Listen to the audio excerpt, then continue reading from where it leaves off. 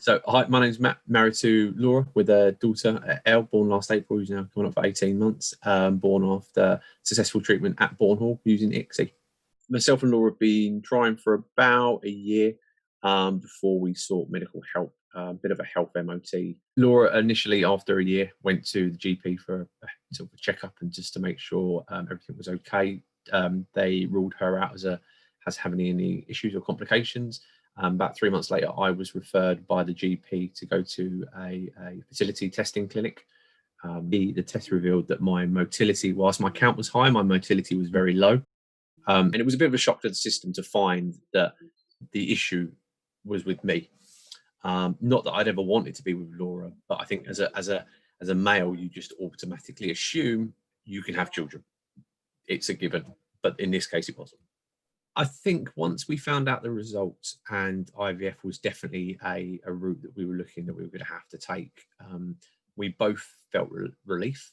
And because we saw a path and we're both very, as long as we can see where we're going, we're fine and we're quite clear. So we felt it was a win because you just feel that, okay, we're going to get the professionals involved now.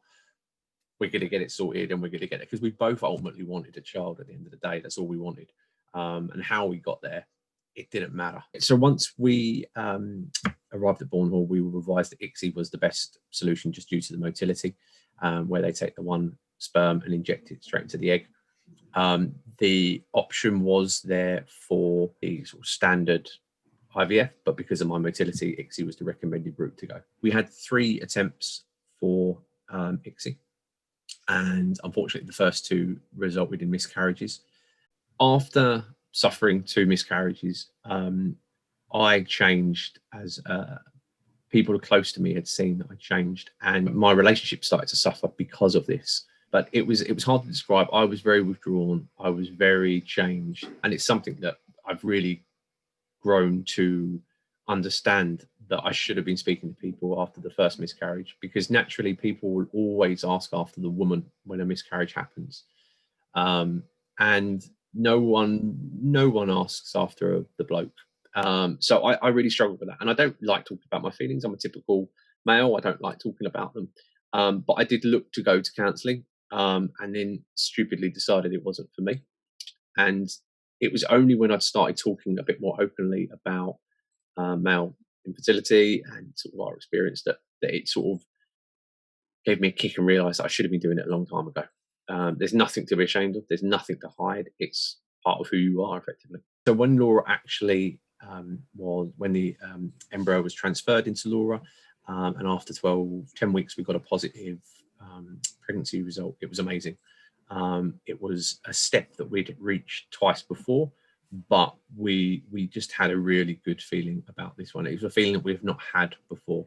I don't think the sense of sort of holding your breath goes away until week 40, but it was it was the best feeling in the world to know that, you know, we have created life effectively. Granted, with a little bit of science, but it's life still the same.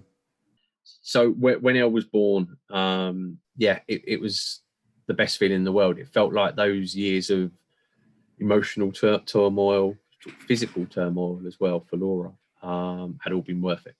And yeah, wouldn't change anything for the world because we've got a belter. So now that I'm a dad, I would definitely recommend talking.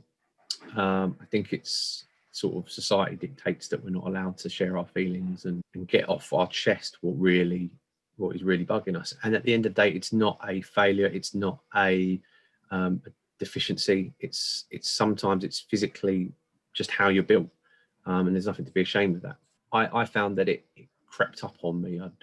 As I say, I wasn't snappy or short, but my personality changed. I just become a lot more withdrawn, and I think seeing those signs now in other people, it's definitely important that they communicate that, because at the end of the day, there is options out there.